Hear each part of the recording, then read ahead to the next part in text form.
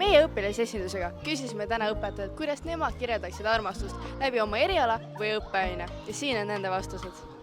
Ma arvan, et see on nagu sümbioos kahe organismi vahel. No mina tunnen, et armastus on kõik head tunded.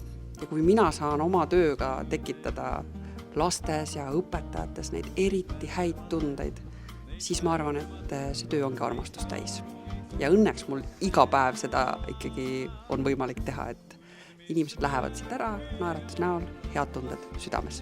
Eks armastuse tundmine on igal inimesel erinev ja läbi eriala, sõltumata erialast, ma arvan, et peab oma seda eriala armastama, et teha seda väärikalt. Mina tunnen, et minu töö ongi armastust täis.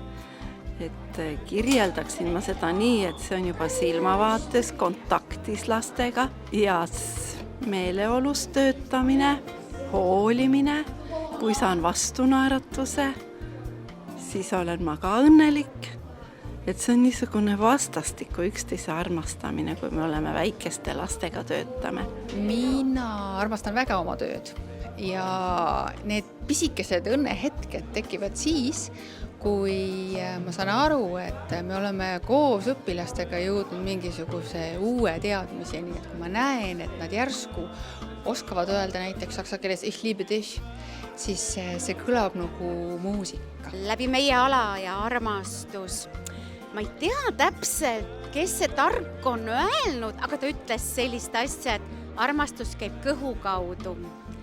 Ja kui te armastate meie tehtud toite, oi, kuidas armastus hüppab sealt välja. Need õppeained, mida ma õpetan, üritavad luua armastusest sellist universaalset pilti. Armastus on selline teeniv ja teistele inimeste heaolule suunatud tunne.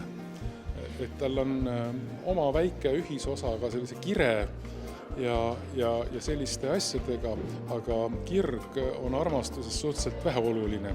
Et niimoodi nagu filosoofia ja kindlasti ka religioonis ja ka kunstis õpetatakse ju sedagi, et armastus on esimeses järjekorras teenimine ja kõige suurem armastus on ikkagi siis see, kui oled valmis ennast ohverdama kellegi eest või kellegi nimel.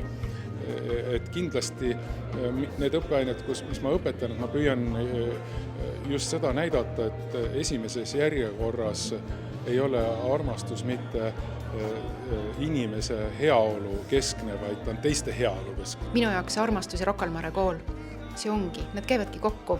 Ma lihtsalt armastan Rocca al Mare kooli lapsi ja õpetajaid. Nii lihtne ongi elu.